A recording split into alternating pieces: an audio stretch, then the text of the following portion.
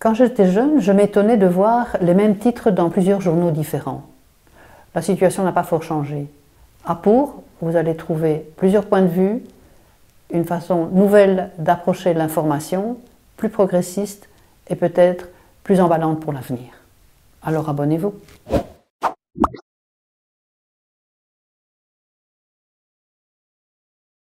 Il y a un enjeu démocratique qui est fondamental, c'est dans les deux cas, est-ce que nous avons, nous, comme citoyens, choisi ces systèmes monétaires?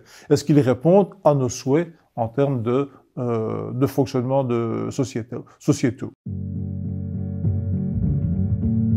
Les grandes sociétés comme Facebook, Amazon, Alibaba, etc., qui en fait développent des écosystèmes dans lesquels ils entendent emprisonner des communautés d'utilisateurs.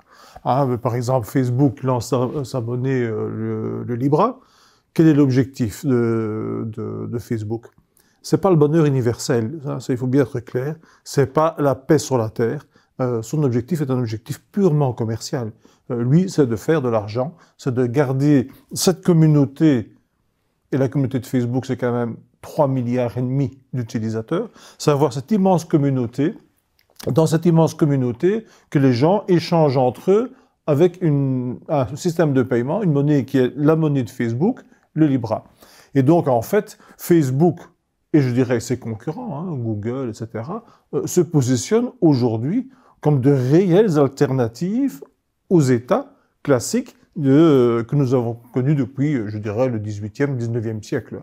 Et donc, c'est pour ça qu'en fait, il y a un conflit de souveraineté très important entre ces acteurs privés, ces entreprises mondialisées et les États. Et donc, lorsque Facebook a annoncé le lancement de cette monnaie, les États et les banques centrales des grands pays, en tout cas, je dirais G7, G8 jusqu'à G20, ont réagi de manière très très violente. Or, c'est intéressant comme débat, parce qu'au fond, en définitive, ce que font ces sociétés-là, c'est mettre en question les structures de fonctionnement actuelles. C'est donc dire qu'elles sont interrogeables, elles peuvent être remises en cause et on doit pouvoir y réfléchir. Et donc, nous sommes aujourd'hui, nous, citoyens, l'enjeu de différents pôles monétaires qui ont envie d'asseoir leur souveraineté et donc leur pouvoir. Et l'enjeu réel de comment dirais-je, de ce combat, c'est nous, en tant que citoyens. Il faut bien se rendre compte que nous sommes pas dire emprisonnés, mais en tout cas enfermés dans des environnements, soit l'État souverain, classique, qui utilise sa monnaie, soit, je dirais, l'État souverain, Facebook ou Google ou Amazon. Et donc la question comme citoyen, c'est de se dire, au fond, est-ce que j'ai envie d'être dans ces États, dans ces ensembles, ou est-ce que j'ai envie de créer autre chose?